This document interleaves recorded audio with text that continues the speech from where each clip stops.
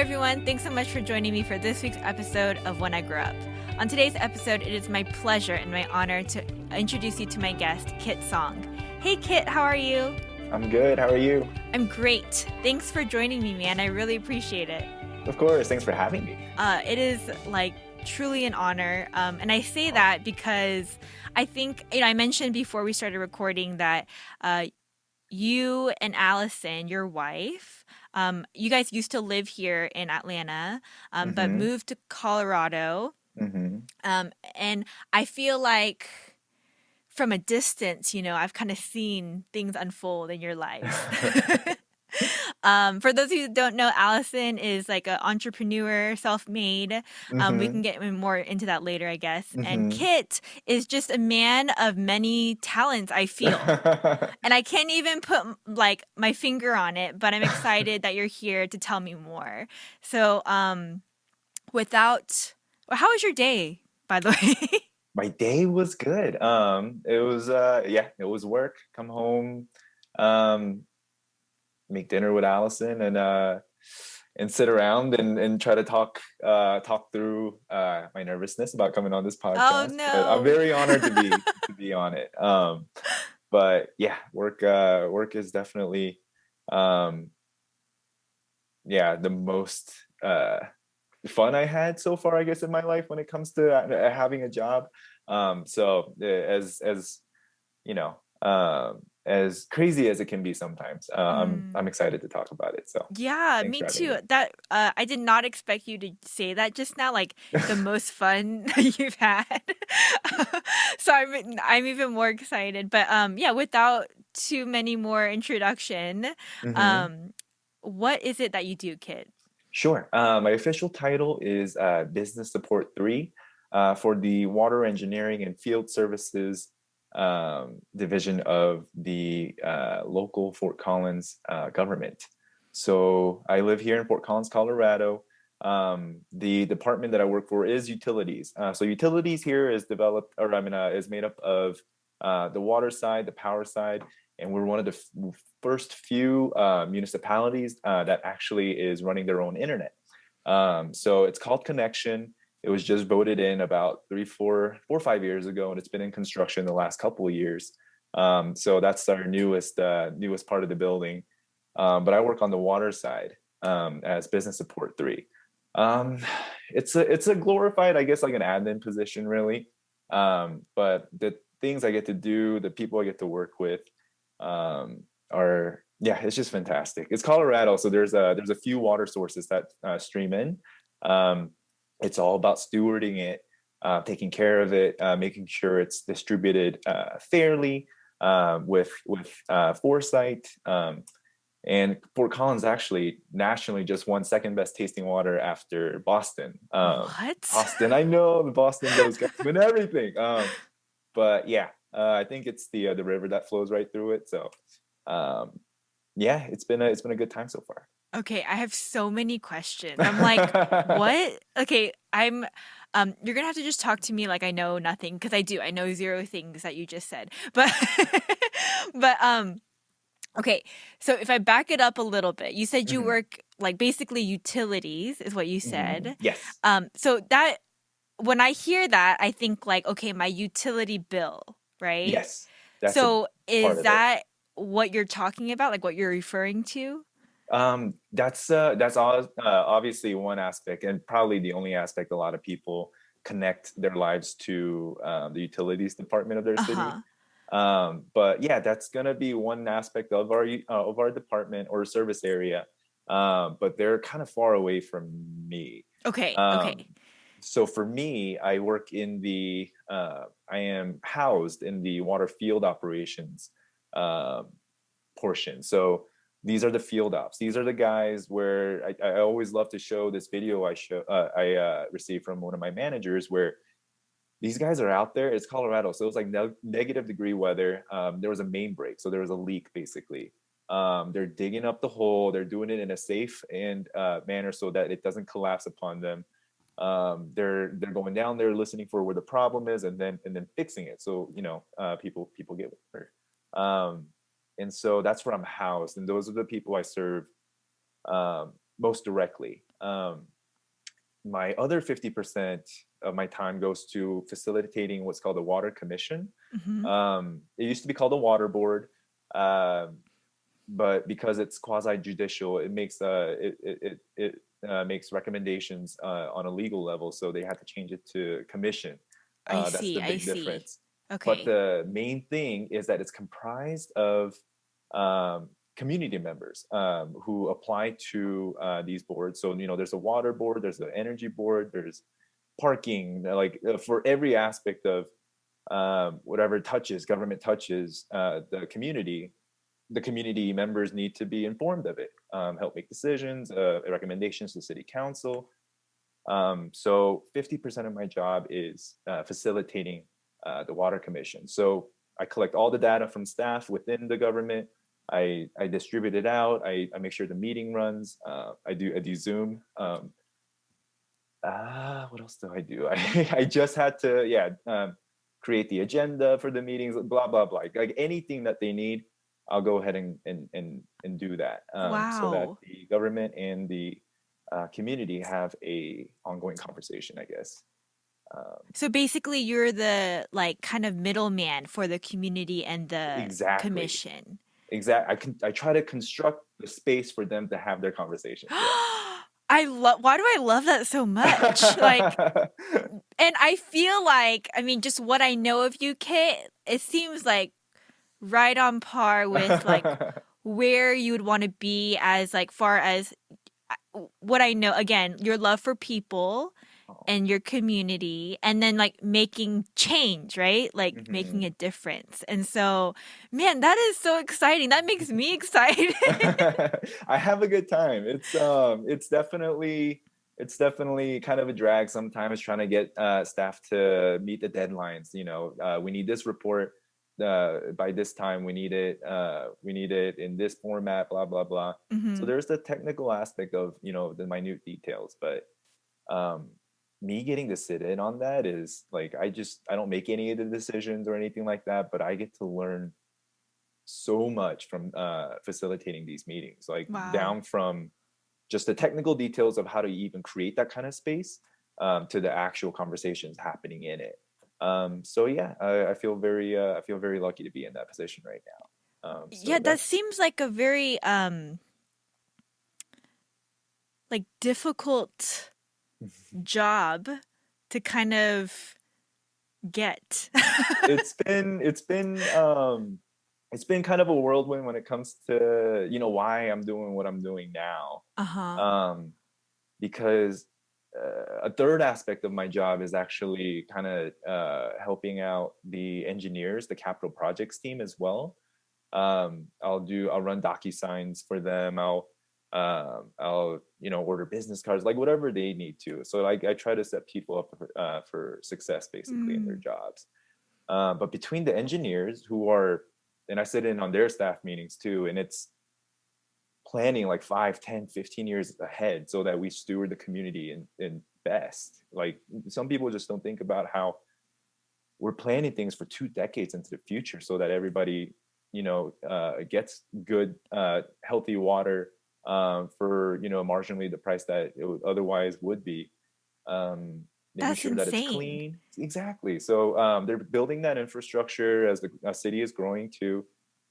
So in that way, between the engineers who are thinking light years ahead, the field ops who are out there today, like doing the work today. We just had snow last week, and they were out there actually like in the snow, like clearing that too. So like all aspects of just like serving the community. So they're out there, in the elements. So I'll do their paperwork for them. And then third, the community aspect. So I get like the planners, boots on the ground, and then just the community at large, kind of perspective in that way. So it's been interesting. Yeah, it sounds really interesting. I'm like so fascinated by it all. I mean, is this position that you're in right now like, I mean, first of all, like, when I think about it and everything you just said about planning for the future, making sure everyone has the access to clean water in a city like Fort Collins, um like water is very essential to everyone, to Yeah. everyone. And so I would feel like, Man, I if I were in your position, I would feel so like purposeful in what I was doing. Do you feel like that? I do feel like, when I go to work, I'm not the one planning, engineering. I'm not the one actually like, digging up the ground. I'm not the one, as a community member giving back like real time feedback for all these projects, but I get to touch them all, and in that way, I do feel like I do get to uh,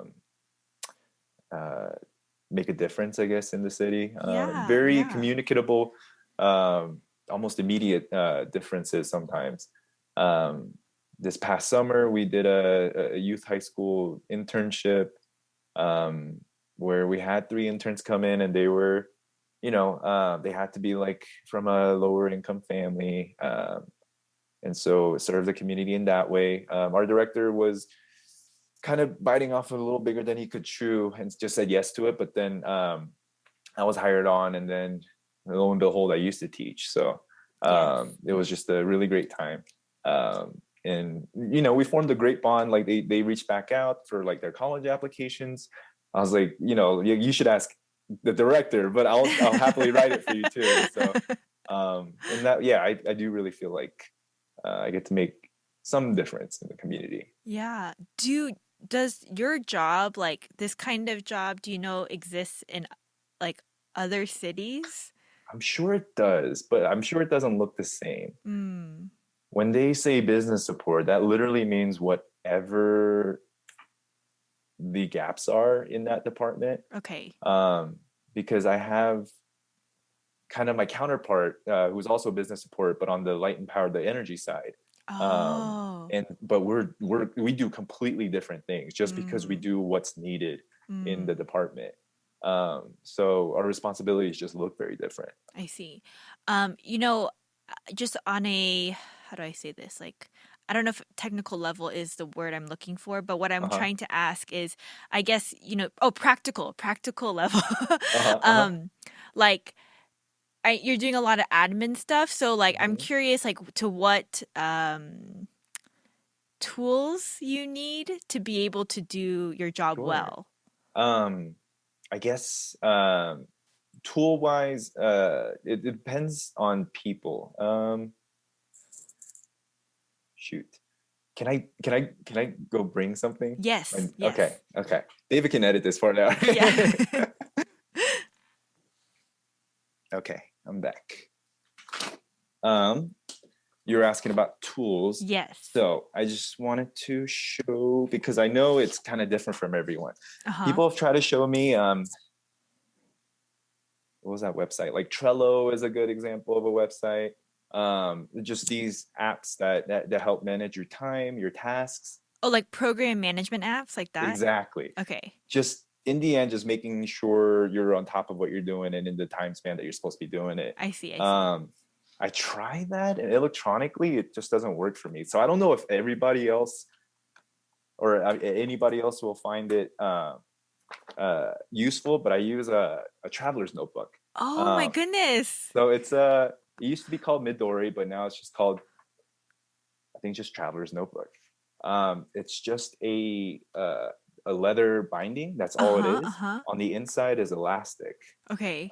It's just rubber bands. Yeah, yeah. Each notebook is an insert, so it comes out. Um, Oh. so you just kind of sling it in there. So you see the elastic right there. Yes. Yeah, so I have a planner. Why do you look so much cooler with that? I don't know. I'm um, like, wow. but I love writing it by hand because I don't know, there's a certain memory that's attached to when I put pen to paper. Right. This might be because I like writing in general, but Uh-huh. all my tasks go in here. I love actually like doing the check marks. I don't know if you can see Yes, them, but yes. check marks are my thing. Got little binder clips everywhere. Yeah, I um mean, I guess whatever works best for you. You don't have to do it exactly. a certain way. Exactly. I feel like, and I have this always on hand. I have like the grid marks, so I can take notes. Uh, I will say though, I think it's like a our generation thing. I Like do think so. I do think so. no, because like when we were growing up, it was all about we had planners, Yeah, and yeah. stuff. And me too. I'm the same way. Like my husband David, he's like, why don't you just put it on your phone? I'm like, no, I have to write it down. I want to cross it out. I want to check it off. Like Exactly. I don't want it for it to just disappear. When I click, Exactly. done. Like, but Exactly. that's so funny. But that's awesome. I think that's really cool. Um, what about like do you have to be good at like the computer? I do. I'm like shortcuts, Okay. yeah, Outlook, Word, Excel. I mean, we're constantly creating content. PowerPoint, anything basically, Microsoft something. I have to Okay. have some Okay. skill at. But again, I mean, there's that. But I also have 3 different notebooks for notes. Those are all for different categories. For my water commission stuff, I have to keep everything like pretty organized throughout the month. Uh-huh. So I created like a flow chart, but I Oh, did it by wow. hand. Wow. So yeah, I start like the month ahead and then the week prior, and then it's all the responsibilities. So I have Okay, I to, have a question. Like, so yeah. is your personality like that flow chart is impeccable? So like, are you just like this or like I you like to learned be. it? I like to be, I guess. Okay. Um, I I have this thing with Allison where like for our different types of personalities, I like everything on my desk to be like 90 degrees, like I very see. very like lined up well. So having a flow chart like that and it just being aesthetically pleasing, Uh-huh, it uh-huh. helps me stay organized, I Yeah. guess. Whereas Allison, like her space is like it looks like chaos, but she knows exactly where it is. You know what I mean? So we're different in that way. But Yeah. yeah, I guess it's always just kind of something that's been there, but I get a reason to use it at work. Nice. Okay, so I because I don't know if this job exists in other places, but like Hmm. this type of job, Hmm. um, like business support or and just kind of being this middle person for two large groups. Hmm. Um, is there like a skill set that you feel like, or like a characteristic trait that you feel like has helped you be better at your job? That's interesting. I think so. I guess can I talk about past jobs then? Yes. Okay. We can go all the way back to actually like I know some of your questions that you had sent me prior were about my education and all of that. Yes, let's go. Um, Yeah, let's just do that. let's Let's go just go way all the way back. Let's back. go way back. It's so I went to UGA. Go Go dogs. dogs. Go dogs. We I applied and at the time I think I wanted to be like a business manager or something like that in that aspect. But then um I decided I want to actually pursue. So I got a major in English. I wanted to teach. Um, I was stereotypically really good at math. Mm-hmm. Like third and fourth grade, I remember like standing. No, not even third and fourth grade. I remember like it was Iowa.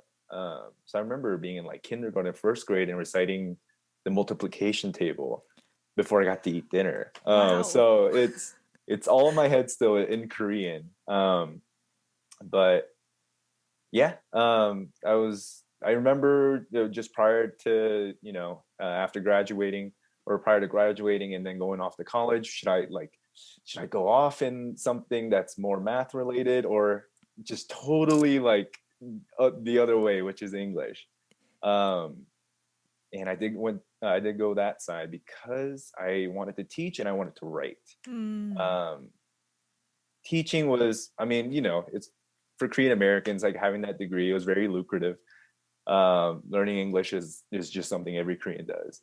Uh, Not here, but in Korea. So Yes. Okay. Hagwon academies and all of that. And I did end up going to Korea for a year to with Allison to teach English. Um, but yeah, that was my major. I went off to study, or I went off to teach. I came back, and I had this calling, I guess, because I went to seminary after we came back. You that oh, Um, that's when okay. yeah, I was so Hambi was my church actually. So yeah, we got to go back a little more. Hambi was my home church. It was a you know a sizable church at one point, but by the time I got there, it was a little smaller. I think the youth, young adult, was about 30 to 40.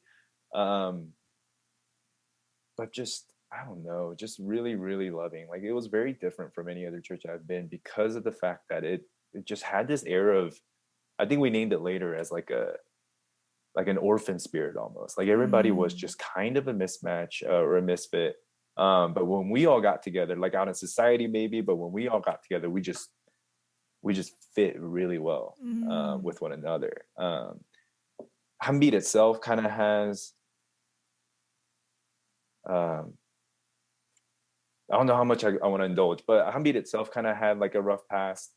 Um, it was like I want to say like a 500 strong church when it first started, mm-hmm, mm-hmm. but there had been conflict among the adults and everything. Sure.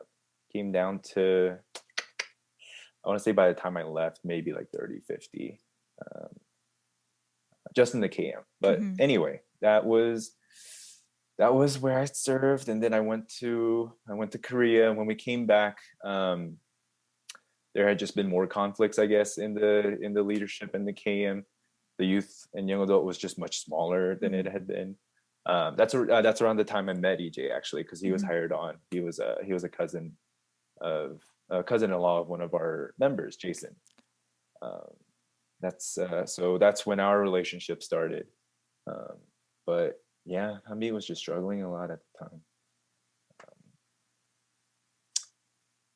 Anyway, yeah, I can get in my feelings, but it was a rough time for them. So there was just the calling that there was a need, and so I did go to seminary because I was just very curious at the time as Mm. well. I just felt like I wouldn't uh, kind of be able to rest unless I got questions answered or whatever, Interesting, yeah. and How I old thought were seminary you at that time? back, so about 24, 25. Okay. And then 3 years in seminary. So I graduated like when I was 27, 28. Mm. Um, I was one of the lucky few. One of the weird experiences at seminary is when they have a job fair. So all these churches from, I don't know, all over the area come and they just kind of interview prospective pastors, I guess. Okay. Um, and so they have these interviews and you're just kind of, it's almost like a job market where you're trying to like sell yourself. But in a seminary setting, it just struck me as kind of weird just because you're trying to like convince them Yeah, I'm I would I'm feel kind holy of enough. yeah, that's Yeah. kind of weird, I guess. Yeah. It was definitely a different type of experience, like one of a kind. I guess I wouldn't have. But I could only say that because I didn't have to. I was I was one of the few who was gonna go back to my home church and work for that. Yeah, yeah. So yeah, I went to seminary. This was around the time God was just really working on my work ethic. Going to seminary, working at Hamid, and then just starting out, um, planning up to a marriage with Allison and all of that. It was, it's not the most glamorous lifestyle, I guess. Mm. So while I was at seminary, I think I held like 3 or 4 jobs at once. Um, two of them were tutoring jobs. One was through the seminary for like a work study. One was tutoring foreign students, so Korean and other Asian students, and their family were also there, obviously. So just teaching them English, like conversations and books and things like that. I worked at an emission center, so just real blue collar work, running cars through the emissions tests and things like that. I worked at and that was, I don't know if you know Pastor David Lee, but he owned that one. So it was called Mission Emissions, and 10 or 20% of it went to charity. Are you Uh, serious? He did that? yeah, for a little bit. So God definitely put him in my life at a time I needed like somebody to, I don't know, just have conversations with me. Um, But yeah, we did that for a good while. He sold it eventually, so I worked for a different manager for a bit after that. I see. Yeah. That's so Also, the name is so cute. mission emissions. I know. I always thought it, but um, I loved. He had a different um, charity that he donated to every month. He would have like the photo and the description up and all that. So yeah, I really enjoyed working for him. But that was yeah, like literally in a garage, working on like cars and stuff. I worked at Starbucks. I was a partner at that great Green Apron. I worked at Atlanta Peachtree Battle. So it's in the Okay. business district of Atlanta. Crazy thing. Um, 2016 first quarter, we won um, fastest service in all of Starbucks. So that's company wise. That's What? global. Like in uh, all of in Starbucks? all of Starbucks Like for the first across the nation? Like across the world. the world. The The world. world. So we were there's Starbucks that are just in store only. There's Starbucks that have drive through.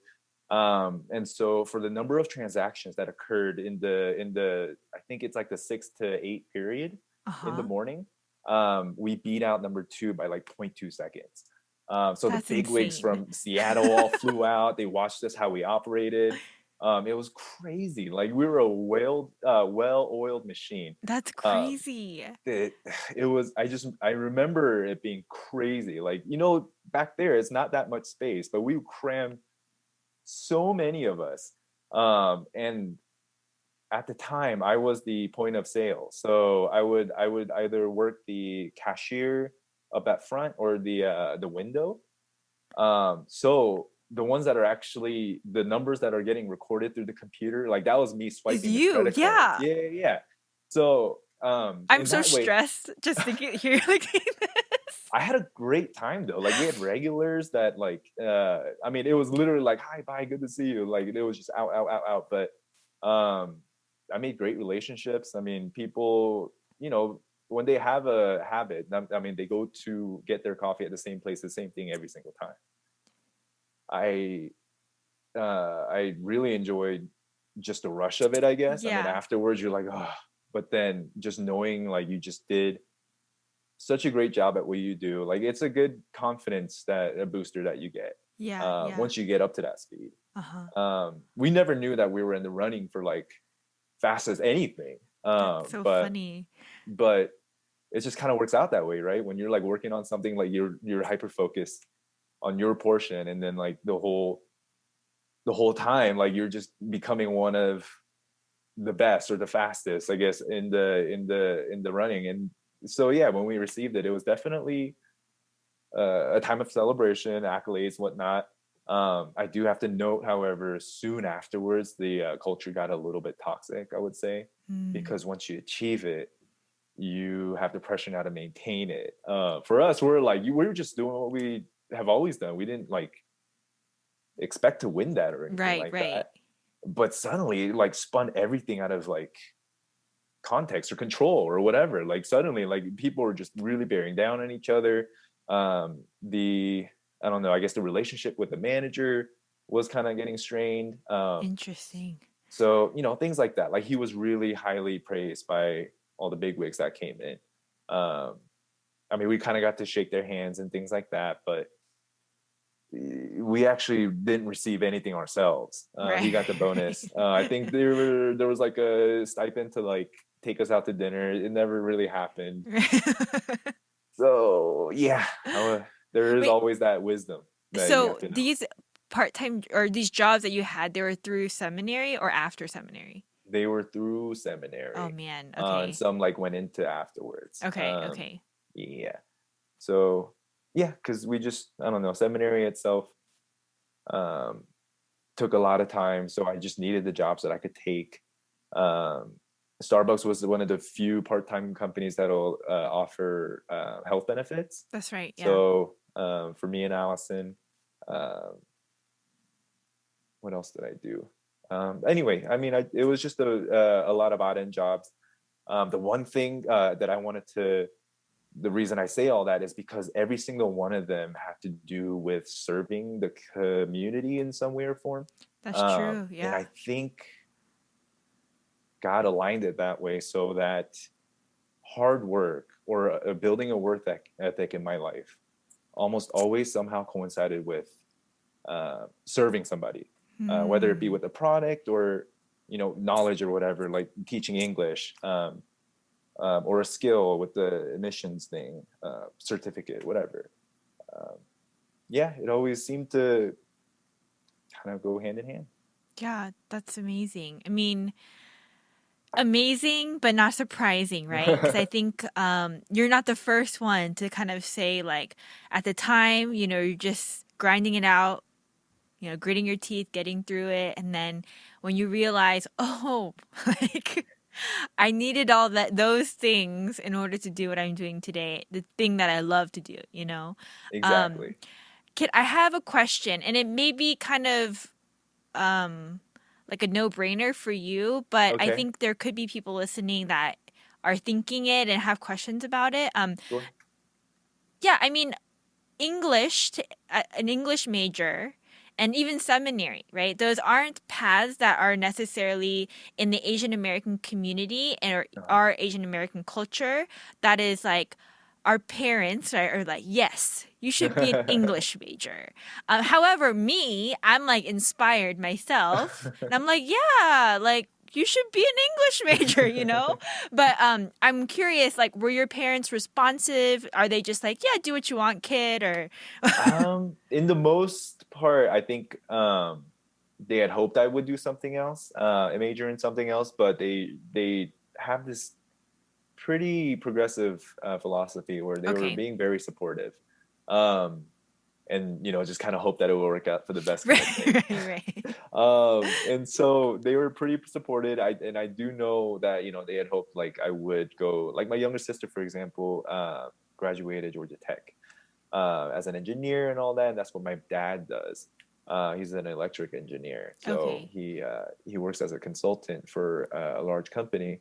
Um, English was just the exact opposite of that. So we just kind of understood that we, had a hard time understanding one another. Mm, Um, but it was just one of those things where it's always just kind of been with me because I've wanted to, if I could choose to be anything right now and finance wasn't an option or it wasn't an issue, it would actually to be like a published fiction writer. Um, oh, so I immigrated when I was in the first grade. I moved to Iowa City, Iowa, of all places. Um, and so I was like one of two or three minorities in the whole class. yeah, I think the that's whole grade. crazy. In So Iowa? I know. And my summers were literally like running through like cornfields chasing like rabbits That because is that was so like our funny. pastime. Um, but one thing that really led me to, it was kind of lonely when I look back on it. I didn't realize Mm, that that was the sensation I was feeling, but I was pretty lonely. But at the same time, I was very occupied because my mom would take me to the library a lot just to try to learn the language quickly, catch on, make friends, do well in school. So it would encourage like reading as many books as possible and like would give me like 50 cents for every book I read, things like that. Um, what had happened was I just became like voracious when it came to reading. Um, yeah, like I like sped through all of these books. I was in the first grade. I was reading like fourth, fifth grade level books, or second grade the year after, because I just caught on that quickly. I mean, as a child, your mind, yeah. just forms so much quicker than an adult's would when it comes to new experiences. And then, as a kid, when you're doing something a lot and you're like enjoying it, you tend to want to emulate it. So by the third grade, I was writing like all these short stories in class. My spelling, my grammar, all of that was ironically like at a higher level now than the rest of the class. Mm. And I was just like putting out all these like short stories. It makes no sense, but they were called like Johnny and the Computerized King Kong, where there's Wow. there's like an 8 to 12 story series that I wrote as a kid, where this computerized King Kong would like terrorize the city, and Johnny and his group of kids like had to like go on these adventures to stop it. And the big reveal was that it was actually a giant computerized robot, that there was a scientist involved. um, but eventually I started reading Encyclopedia Brown, so by the time it was like series number 6 or 7, the computer somehow like was able to form its own AI, I guess, and then the kids downloaded it into a laptop, and then they would go solve mysteries together. It like makes no Wow. sense now when I think back on it, but those were the kind of stories I wrote when I was like third and fourth How grade. creative. It was fun. I love that. And I think I'm even more like excited about everything you just said because um my son Eli, he Aw. is a little more studious. He's only 5, but Uh-huh. he's more like into books and like Nice. reading. He would choose that any day over like Nice. sports or anything like that. Uh-huh. And I can see him like doing things like that Uh-huh. later, but I'm like, oh my gosh, I hope he like writes like 8 volumes of like whatever. Like that's so cool. And like even when you're sharing about your mom too, I'm like, again, as a mom, I'm sure she felt like so desperate, like Mhm. to allow you to acclimate and adapt to this new environment. And Yeah. um I'm sure she feels so grateful and thankful that it paid off, because you Oh, found what you absolutely. love. And um yeah. it was something I didn't realize until much later, just how broken like a mother's heart would be to see Yes, just I'm gonna how cry. much Okay. Uh-huh. just seeing your child be like just like yeah, very lonely on a day-to-day basis, but Mm, finding so much joy in the actual like things that you're investing into. Like imagine she had taken me to the library and I like hated it, so she just would be at her wits end about what to do. But I'd be going home with books stacked like up to my chin. I mean, I realize now that comparably that must have been a lot shorter back then, no, but but that's like awesome. the joy she must have felt seeing me like pick out like 20, 30 books and carry them home like that, to the point where eventually I majored in English, and I'm trying to aspire to be a writer. um, yeah, I So hope are she you has. working on anything? Yes, I'm working on 4 things simultaneously. Okay. Oh no, one of them is actually done. So that first one I finished. I actually submitted it to a publisher's contest that they had. Okay. I didn't win, but I placed like top 3 or 5. I know, I was really excited. But so they reached out. They were like, you didn't win, but we would love to publish you." And then that's when I kind of hit them with the like, okay, what I sent you was like within the word limit. Here's what it is without the stuff cut out. And I was like, let me know what you think. We can cut it again if you'd like. But yeah, I would love to work with you. But this was actually pre-COVID, and then COVID hit like a Oh. month or two later, and we haven't heard back. Oh Um, no. but I'm talking to like I have writer friends here, and they're like, you can definitely use that email as leverage for your next agent. Yeah. So definitely think of it strategically that way. And so yeah, there's one that's actually at least complete. The second one right now is also complete, but I'm doing my final read through, so all my grammar, all my phrasing, and all of that. And that one is so the first one is a coming of age story, kind of like what were we comparing it to? Catcher in the Rye, Perks of Being a Wallflower, mixed with like this dry humor of like David Sedaris. Me Top Pretty One Day, like just this really dry sarcasm where like you could read it actually and be like, is the author trying to be funny? Like I can't tell, like that kind of thing. So that's the first one. And it tries to, I guess, kind of tackle the whole, not tackle, but just commentate on just how lately like the male role model is no more when it comes to the traditional sense. Yes. Like there's these traditional male role models that are introduced in the story, and then there you find out something about them where like it just totally like negates it um, for traditional thinking ways. Mhm. And so yeah, it kind of tries to challenge that.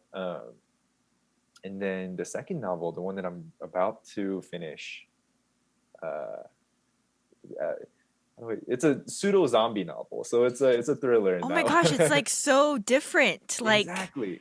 But it's so much fun. This one was the one I was writing, and then I had the idea for the coming of age one, so I quit, or not quit, but paused that one, wrote this one, finished it all, and then now I'm back to this. Um, interesting. So but like, how do you get your inspiration? I'm so curious. Like, um, and like, is it hard to like not copy other people's like ideas?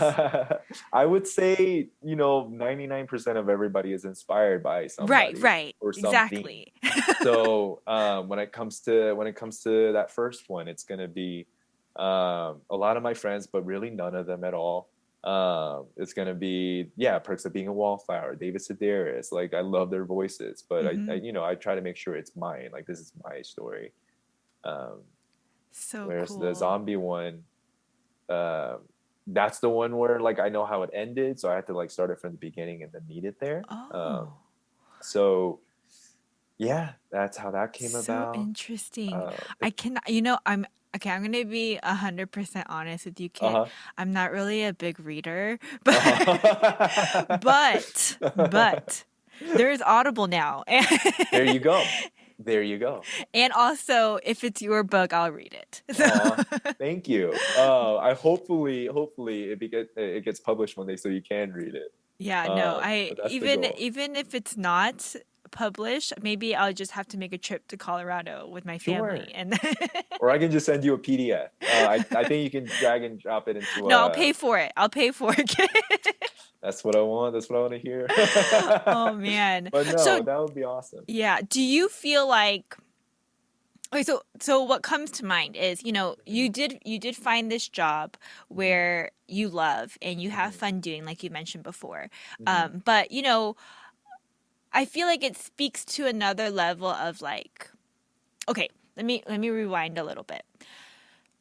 My thing with the podcast is I really want people to find jobs that, like you, they have fun and they're passionate about, right? Like I want people to know, yeah, like you don't have to settle. Like you can dream big and also like it's going to take some work obviously, but Hmm. um you don't have to be a doctor, lawyer, engineer because your parents are telling you to, society is telling you to. They don't even really make that much money, honestly. But or like I just want people's eyes to be open, including my own, right? Like I feel Hmm. like everyone that's come on here, I'm like, what? And like I've had accountants on that I'm like, yes, I should be an accountant because they love what they do, right? But all that to say, it kind of sounds like, you know, you have found a really rare opportunity. I feel like you found you can work at a job where you love it, but Hmm. also this job is allowing you to fund and fuel other passions that you have. Definitely, yep. I think that's just gonna. I feel like that's just something that you do have to strike a balance with, Hmm. Hmm. because I do love my job, but there's also parts of me that are like, like being true to myself. I do love to write, and so I've written some of the worst things just because I'm trying to write, but it's about honing the craft. So those things are becoming better and better, even if it's just like an hour or two every night after work. Uh, the third one I'm working on is actually like my first novel that I wrote, and it was a love story, like the worst thing I've ever written. The voice constantly changes, blah blah blah. But after I'm done with this one, I'm gonna work on that one, and actually, this might be good for you because it's gonna be a novella. It's gonna be a Okay, short one. that sounds fun. I like So that. it'll be a novella, like maybe 50, 60 pages. But that one's gonna be kind of like a love story because that's the first one I wrote, and then the last one is the only one I don't know how it ends. I'm free writing this one, so I'm handwriting this one, writing it chapter by chapter. It's going to be a picture book, so I'm teaching myself how to draw. So Cool. yeah, one's like revisiting the past, and one's like completely new skills. So yeah, that's just a balance that you're going to have to strike between loving what you do at work. And I do believe that joy is actually something that you have to like pack and take with you every day, kind of like your lunch. Hmm. Um, you can't expect to go to work and it feed you joy. It's going to be something that you're going to have to bring on your own. Mm-hmm.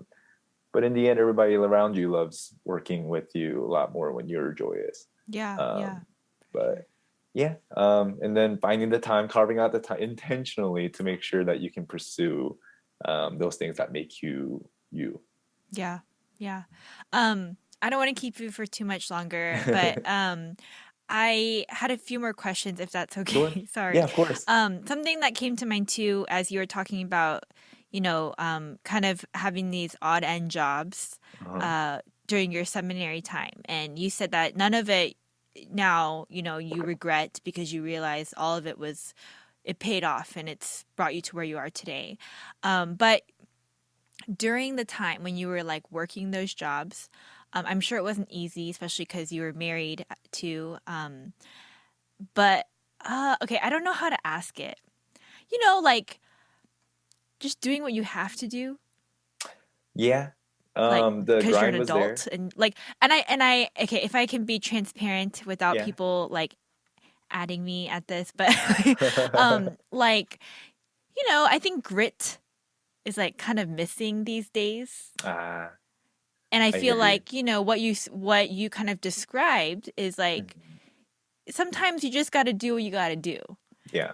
And even but I feel like we are in a generation that's kind of like, but I don't want to do it, so I'm not going to do it. Yeah. Um and I don't know, again, I don't know what I'm trying to ask, but Hmm. as far as like knowing you had a responsibility Hmm. and putting the effort in to get things done, Hmm. like did you want to do it? Well, a giant reason for those things was because there was suddenly this whole other person, this very lovely person in my life who I had to care for. Hmm. Um, and so, yeah, Starbucks, like I said, I was on the morning team, so I recorded those transactions, but that meant I was out of the house at 3:30 a.m. Hmm. For the like most of the duration that I was working there. 3 to 4 is actually statistically the time that everyone else is the most asleep. So coming out at 3:30 to go to work is it's an experience. It's definitely an experience. I know for a fact that it made me a better person today. Hmm. Like I know for a fact that um, I can do that if I needed to, and I did it willingly, and I try to do it joyfully, like getting there and like just putting on the music and like yeah, it was definitely a removed kind of thing where because so many other people were asleep, it just kind of takes you out of society to like look at it at arm's length. Hmm. Um, and so I really appreciated that that period of my life. Yeah. And then yeah, obviously like being told that we were the fastest in the company was it was crazy. And so knowing that like I'm just all I'm doing is showing up to work, trying to do it joyfully, quickly, and efficiently, and then being told that was uh, yeah, almost an immediate turnaround for what we're actually putting into the job. Um, Starbucks was actually what allowed us to come out to Colorado because I just put in a request for a transfer. Once I got to Colorado, I worked for the Hilton, guest services associate. The hospitality industry is different because for a lot of our customers who complained the loudest and the hardest was rewarded the most. Hmm. They would get exactly what they want as long as they like shouted enough. I again like try to ensure um yeah, like I try to do it joyfully. After that, I joined the city as customer support for parking services for the city. Um, and that was one of those things that stretched me the most because that's the one that we're doing all the permits for the city. We're doing all the um, events like the football games that happen on Saturdays. We have to make sure that being that the streets are closed and things like that, we help regulate that and all of that. It's also the citations. So numerous times a day, like it would be very tough conversations, like Right, very, very tough right. conversations. Like the nicest people become very irrational when they when they're trying to explain away a ticket. So That's so um, funny. I did that for 3.5 years, and I found purpose in that actually. Like if you can tell yourself or convince yourself that it's a purposeful thing, and we Yes. were upholding the infrastructure. Like if there were no time limits and things like that, like we know people who try to get around it with the law. So if the whole city was doing it, I mean, it would not look as organized as it does now. Yeah, yeah. But that was also quite an experience, and I try to serve it joyfully, which led to this next position that I have now currently, where it's more internal customers, internal, Mm, like as in people who work within the city. yeah. And it's just an overflowing of the joy. You know what I Yeah. mean? Like I had it up here for so long Mm. that the direct people around with now, like are drinking from a fire hose kind of thing. Like I'm Yeah, like, yeah. you have a great day. Like I Yeah. truly, from the bottom of my heart, hope this report and your day are good. And so Yeah. it's been quite the experience of getting to where I am, because now that I am where I am, like the direct people I work with, the people who are 1 degree away, the community members in the commission, and utilities, like 500 people, and the rest of the city is like so much bigger. I think it's the first or second largest employer of the whole city, um, and none of them is gonna escape my best wishes for them, my joy for them. Like it's Yeah. it's it's been a Yeah. great time so far, just building relationships and things like that. Oh Especially man. because I have my primary work functions, but now like I do a lot of stuff like in the DEI realm. There's the utilities, like the utilities wide workforce culture team that I was a part of, and now I'm the project manager for that. That just kind of like fell into my lap, but I think it's because these executive directors, deputy directors, managers, when they have conversations about like who would be the best at this, and like they're like, yeah, like let's give it to him instead. Yeah, yeah. So the opportunities are literally like falling into my lap, That's and I amazing. do think it's because I do a good job at the work that I do. Like the hard skills are there, but I think the soft skills that accompany it are also there. So Yes, yes. yeah. So everybody, like the advice I took from our entire conversation is okay, I need to do everything with joy and purpose.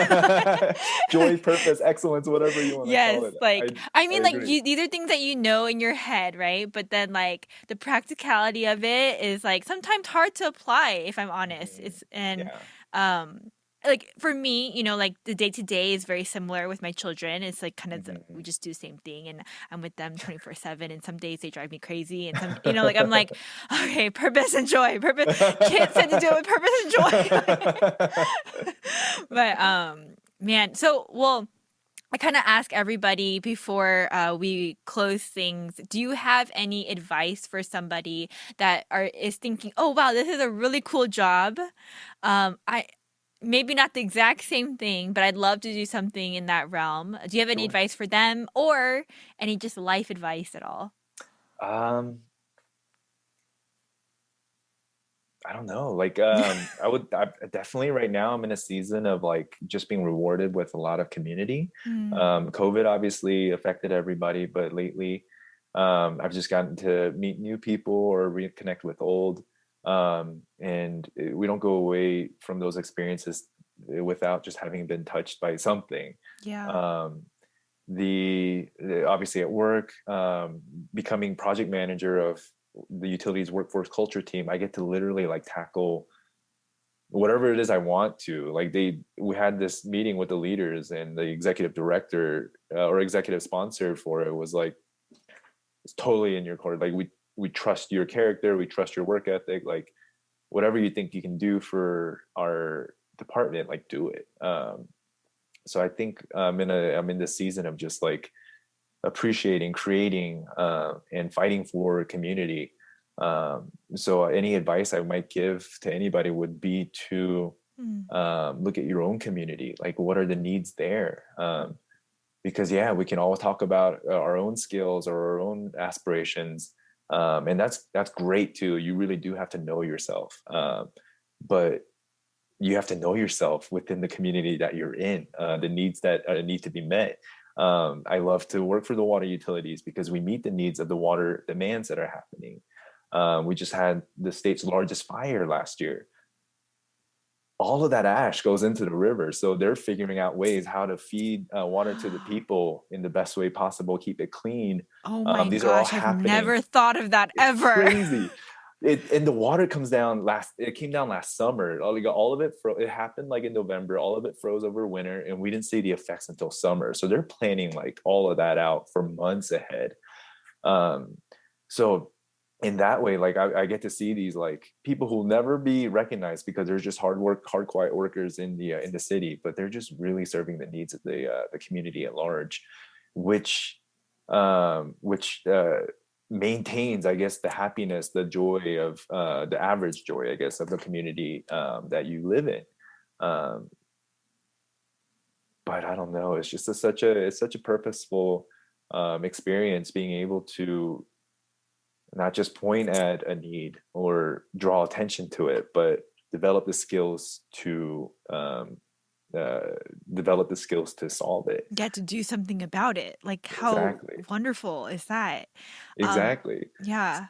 So I the mean, and I people. love what you said too. Just like, yeah, what are the needs of your own community before you Mhm, start jumping into like anything else? exactly. So And that's how the opportunities end up coming. Like people do yeah, see, because if you're trying to, I don't know, if you're trying to, yeah, create this image of yourself, but um, it's just not serving those around you. It's hard to recognize that then when people are trying to, I don't know, trying to find a solution to a problem that's within their neighborhood or something. yeah, But you're yeah. like trying to be a DJ over there or Right. something like that. So yeah, definitely. I'm definitely in this season of community. So like, what's on my heart is overflowing into this. So that would be the advice I have. And then from there, just working on where you can meet that. Yeah. Awesome. Well, Kit, thank you so much again. Yeah. Did I miss anything? Was there anything you wanted to share that I didn't cover?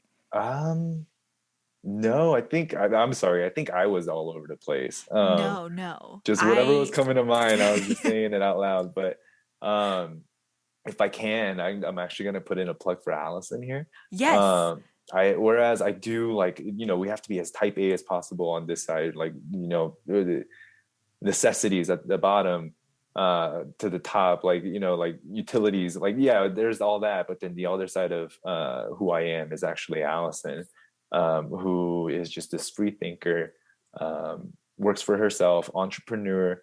She started 2020 working or selling her jewelry, handmade jewelry, out of like 5 stores. She ended 2020 selling out of just 5 in Fort Collins, and now sells out of 40 plus stores, one in Spain. So we're So international now crazy. too. So crazy. She just hired her first employee too, so she's her identity changed into a manager. But my plug for her is, I think one day you should talk to her because Oh no, please. It would be my honor. I feel like people need to hear, like I've been telling, she's so shy. Like she loves doing things quietly in the basement, but she's so shy. So I do feel like she needs a little bit of encouragement, you know what I mean? Okay. But No problem. she did it right. You know what I mean? Some people, like starting a small business, they're cutthroat. Like they're like, oh, this is how business works. But she like did it well, like earnestly, hardworking, creatively, with foresight, like looking at the trends. Like she names things that I would never have ever been even able to recognize is a thing, and then I'll see it like 3 5 months later, like out there. So she is definitely, um she wasn't very book smart, but she is like as street smart as possible. Like she like absolutely loves what she does, and she does it well. So anyway, I But feel she like found her niche, so it's all that exactly, matters. kids aspiring, like small bit, like, yeah, I she like needs to tell her Okay. story. So So yeah. you tell her she is welcome anytime. Yes, Okay, anytime. I will. I um absolutely will. I know, and I'm like excited. You talking about because like me too. I've been following Allison since like Oh, Flower Crown Society. Okay, so like yeah. I So you're know. OG, yeah. I know, like the work that's been put in and Mhm. yes, I definitely feel like anyways, of course, like it would be an honor. But So if anybody has needs advice, it's go follow yeah, Allison. yeah, yes. Yeah, Yes, work and ethic, Kit. creativity. Thank you, but yeah. Well, again, thank you so much. And Kit, is it okay if there's somebody that kind of listens to this and is like, "Hey, like I have some questions," or you just seem like a really Mhm. cool guy, like would it be okay if I connected you guys? Sure, yeah, of course. Awesome. Oh, I have actually one thing. Yes. And this will be my last anecdote or something, but it's because you just said my name. So my name at work is actually not Kit. Um, so one of the questions you had sent prior was about like the process of like getting a job. Uh-huh. Several jobs ago, my name changed from Kit to John. Oh yeah? Because I was sending out, so I had my resume, like I had like made it meticulous, and then I sent it out with my Korean name Seungjun, so Seung, and then my the name everybody calls me Kit, so Seung Kit Song. I sent out like 105 resumes. I get one callback, right? And like that process is like it's kind of demolishing. Like your self worth at that point is No, like yeah. Allison will tell you, like it was one of the lowest points of my life. Like I hate Mm, admitting that, but it like mm, really made me feel not desired or worthless in some way. Like over a mm. hundred. I changed my name. One day I just had a hunch. I was looking at it because like I was in kind of in despair. And then I looked at it and I was like, whatever, let's just try it. Johan was a Catholic given name my grandmother gave me. Okay. So it was kind of easy to just choose, okay, let's try John. Of the next five I put out, I got four callbacks from there. Are you being Uh, serious right I now? didn't change anything except the name. And like it's one of those things where I'm just never gonna be able to come to terms with it. But at the same time, I'm very grateful that I have jobs, a career like that. I get to pay, for me and Allison to live. Like Yeah, it's no, it's yeah. No, okay, so honestly, okay, at first it's like makes me feel a little bit cringy, right? Because I'm yeah, like, okay, what the heck is up with that? yeah. But at the same time, what you said, yes, I agree, being Hmm. grateful, but Hmm. I think that revelation is like God's wisdom. Because Oh, like oh, I don't know if I would have thought of that. huh. I mean, there's definitely a purpose there. I just don't know how to name it. Like the fact that I have to change my nomenclature to be perceived as somebody who's a little more comfortable in their environment, and therefore they're able to feel a little safer, like calling me in for an interview. That was, yeah. Again, that was something I just needed that door in. It did feel like I had to be a little bit clever. When I was working at Humvee, the youth actually didn't have their own room. So what I did one day was for the holidays, I tied pictures of them from the ceiling in this one room where the choir used to practice, Okay. and then I just like forgot to like take it down. So slowly they had to like physically associate that room with those kids. And then one day I was talking to Moksanim or the pastor, and I was like, "So the youth room, right? Like we can like blah blah blah." And then he was like, "Oh yeah, yeah, the youth room." And so from then on, we like had a home inside our home, like a home church. It That's was, so yeah, but I had to be funny. like clever about it to get what we Yeah. want. And that's kind of biblical. There's been those cleverness in the Old Yeah. and New Testament that comes That's about. so interesting. I'm like, okay. But there is a switch that happens in my brain now, because when I hear John, oh, somebody calls me John, and I'm like suddenly like super punctual, and I like know how to do Microsoft stuff. But then you hear about Kit, and he might be wilding out a little bit. So it's definitely two different parts of me now that I feel I like literally can tell like a different part of my brain is firing when I hear it. Huh. Yeah. So in that way, that's also kind of helped me too. I like I like definitely feel the advantage of that, but there's also, yeah, there's that kind of weird threshold that I have to cross coming in and out of work. Oh, thank you for sharing that. Yeah, I just remember because, yeah. Yeah. But yeah, I what just, about I you? mean, I don't know why I'm thankful, but I just think that's, I just think that's very like interesting and something to think about, and it seems like very like, yeah, important to kind of like know. It is significant. I just don't know why yet. I can't articulate it, but it seems significant. It's Huh. a whole identity code switch, I guess. Yes, yeah. All right, guys. Well, thank you again, Kit. Thanks so much for listening, you all. If you have any questions, feel free to reach out to me. You can DM me on social media or you can email me at podcastwigu@gmail.com. Thanks, guys. Until next time. Bye, Kit. Bye. Thank you.